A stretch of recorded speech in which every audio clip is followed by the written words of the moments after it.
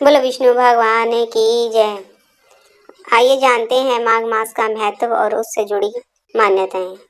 हिंदू धर्म में माघ मास को बहुत अधिक महत्वपूर्ण माना जाता है। इस माह में स्नान और दान करके पुण्य की प्राप्ति होती है। कहा जाता है कि जो व्यक्ति इस माह में गंगा स्नान करता है उसके सभी पाप धुल जाते हैं। इस बीच सभी अपने समस्त पापों से मुक्ति पाने के लिए गंगा या फिर किसी नदी में स्नान जरूर करें। इसके अलावा आइए जानते हैं माघ मास का महत्व और उससे जुड़ी मान्यताएं। माघ माह का महत्व। पौराणिक कथाओं के अनुसार माना जाता है कि माघ मास में गौतम ऋषि ने इंद्रदेव को श्राप दिया था। इस दौरान इंद्रदेव ने माघ मास में गंगा स्नान किया था, तब जाकर उन्हें श्राप से मुक्ति मिली थी।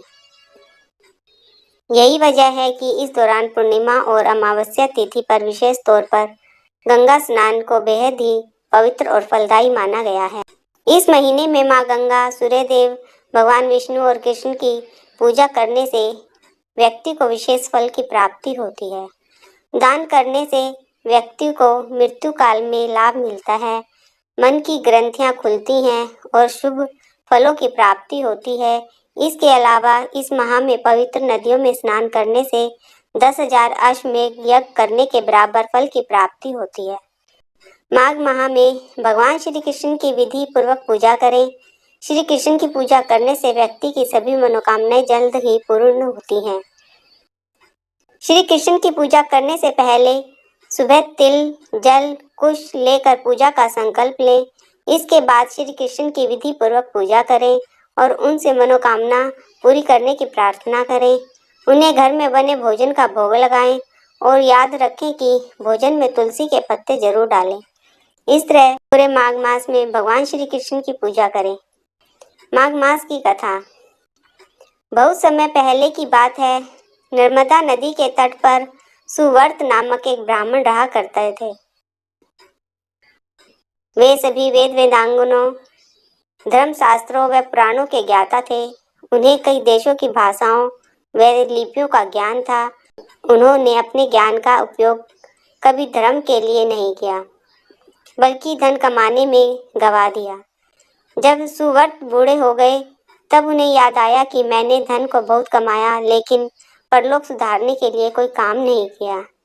यह सोचकर वे पश्चाताप करने लगे।